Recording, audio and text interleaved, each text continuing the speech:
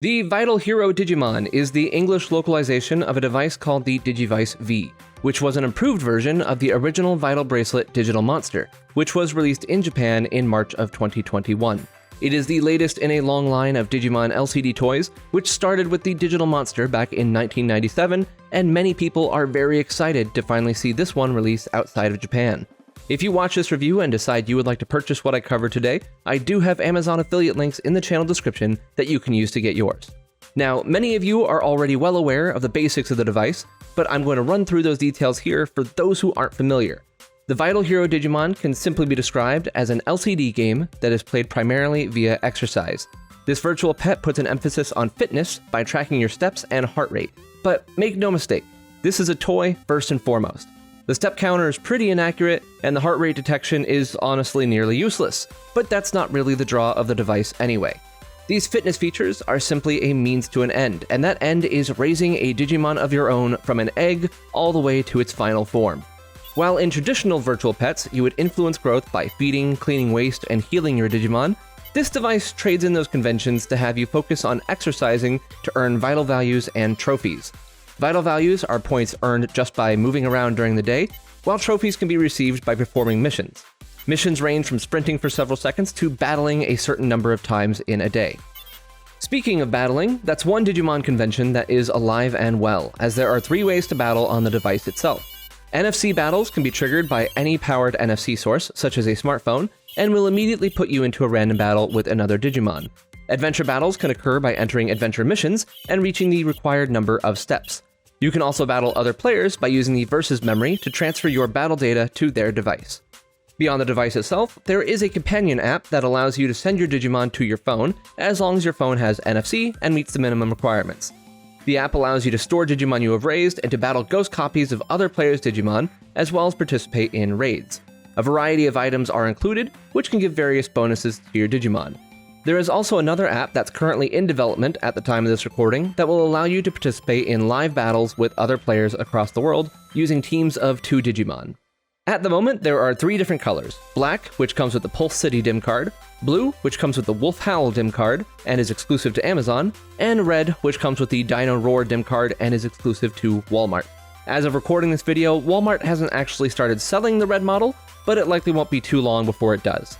The dim cards are very important, as this is where the Digimon you raise come from. When you insert a dim, an egg will appear which will hatch and evolve over time, with what it evolves into depending on the dim used. In addition to the ones that come with the device, there are 3 sets of 2 dim each available that each feature Digimon from different regions of the digital world. Volcanic Beat with Fiery Digimon, Blizzard Fang with Glacial Digimon, Infinite Tide with Seafaring Digimon, Titan of Dust with Desert Digimon, Hermit in the Jungle with Plant and Insect Digimon, and New Metal Empire with Machine and Mutant Digimon. I'm currently using the Volcanic Beat dim card in my Blue Vital Hero, but it's the original Japanese dim, so my Digimon's name appears in Japanese. Beyond the language of the name, there are no limitations on whether you use English or Japanese dim cards, and there are a lot more cards available for importing from Japan right now. If you want to see a list of all the dim cards thus far, make sure to go to the evolution guide at digitamahatchery.com. The English dim sets all contain the same number of Digimon, so there's not really one that's a better choice than the others. Which one that you buy just comes down to which ones have the rosters that you like. Up to 2 Digimon can be on your device at a time, with one being raised and the other in backup, and they do not have to both be from the same dim. Dim cards themselves can be reused over and over again to hatch new eggs, but you can only use a dim card in up to 3 different Vital Hero devices. For this review, I've been raising my Japanese Volcanic Beat dim on the Blue Vital Hero. It started out as Mokumon, evolved into Perimeramon an hour later, and then into the Stage 3 Digimon Vorvomon 3 hours after that. Once a Digimon reaches Stage 3, it is able to start doing battles and missions, and its evolution path will diverge based on how many battles, trophies, and vital values you acquire, as well as how many of your battles result in victories. My Vorvomon met the conditions to evolve into Tyrannomon, who then met the conditions to become Master Tyrannomon, but had I done things differently, I could have gotten several other options.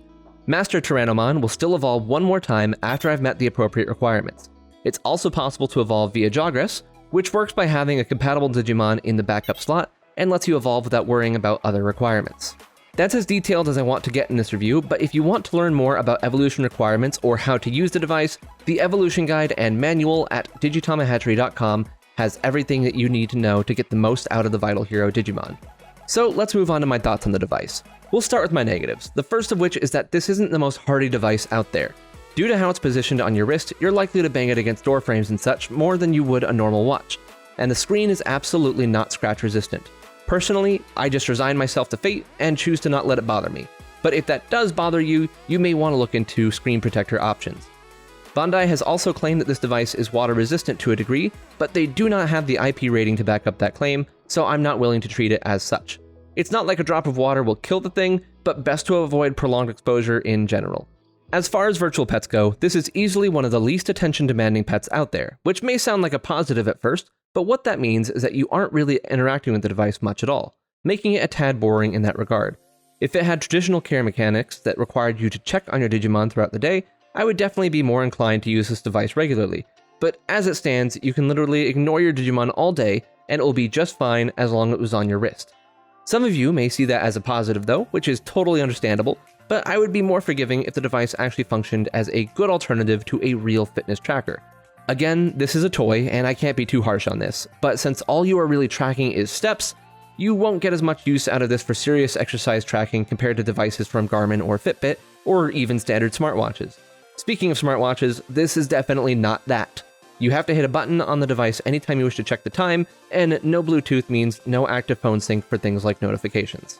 That's enough about the negatives, so what do I like about the device? Well, the variety of Digimon on the DIM cards is really great, and features Digimon from every corner of the franchise.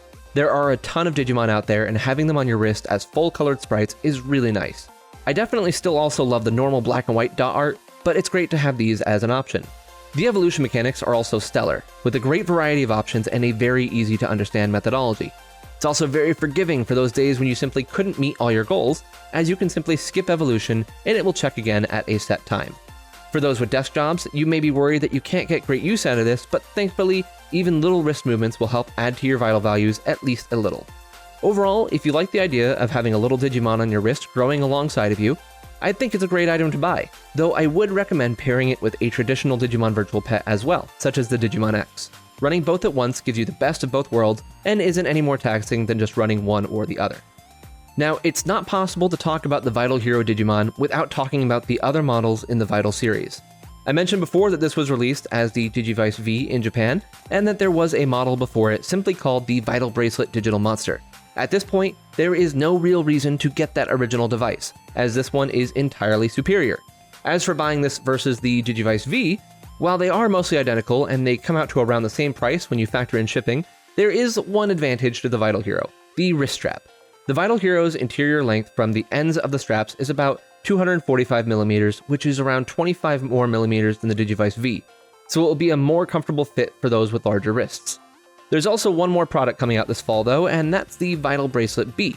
I'll be doing a full video on everything we know about that device in a few days after releasing this one, so I'd highly recommend watching that to learn more about the B. But in short, it's definitely the superior device. The gameplay is more fleshed out, it accepts new card types with more Digimon per card that won't be compatible with the Vital Hero, it's rated for water resistant, it's thinner, and honestly overall looks nicer. If you are worried about a language barrier, don't be, as these devices have almost no Japanese whatsoever, and the little that is there is completely inconsequential. Importing is also very easy to do, and there are many recommended sites at the Digitama Hatchery Discord server in the How to Buy channel. So before you purchase the Vital Hero, I definitely recommend taking a look at the B and see if the upgrades are worth holding out for, or if you are fine with the Vital Hero as is. That's going to be it for now. Again, there are affiliate links in the description, and you can head to digitamahatchery.com to learn everything you need to know about using the Vital Hero Digimon. Let me know in the comments what you think about the device. Do you want to buy it? Already own it? Waiting for the Digivice B? And make sure you're subscribed so you can stay up to date with all things Digimon Virtual Pets. Until next time, bye!